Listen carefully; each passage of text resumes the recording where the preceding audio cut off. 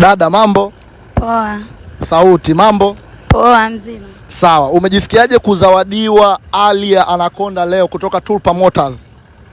Na furaha sana. Una furaha sana? Sana. Umeionaje keki nzuri ambayo umeila leo ya Valentine? Nimeenjoy, tamu, nzuri. Meneja, naomba hiyo keki. Meneja. Keki meneja.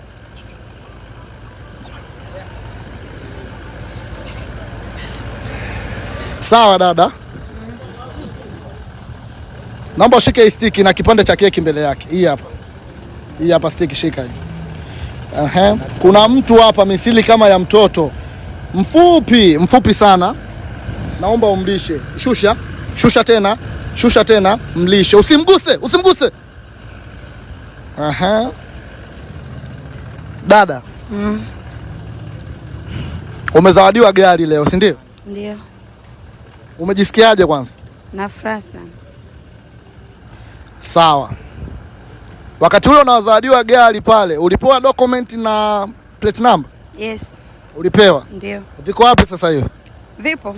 Viko wapi? Viko kwenye gari. Vipo kwenye gari? Yes. Sawa. Sasa gari nadhani imekuja hapa, ujui imetoka wapi? Ndio. Sawa.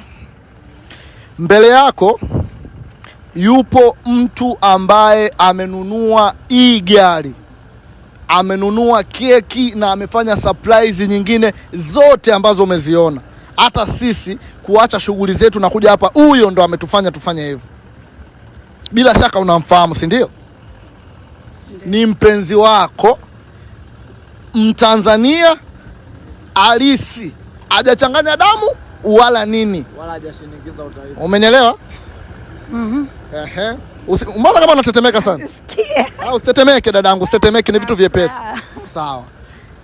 Naomba umtaje jina huyu brother hapa ambaye alichuchumaa misiri kama ya mtoto. Anaitwa nani? Jina lake hata moja tu la mwanzo, kama Juma, kama Saidi, kama Isa, kama Abdalla, kama Jaki. Jina moja, mara moja. Unaruhusiwa kutaja mara moja tu.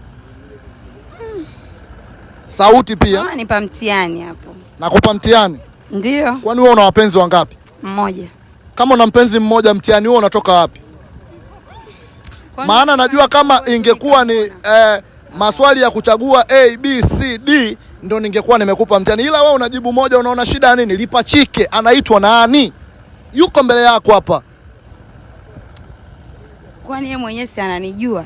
Anakujua na wewe ananijua, kwani mpaka nimtajie jina lake? Wewe unamjua, umjui? Namjua.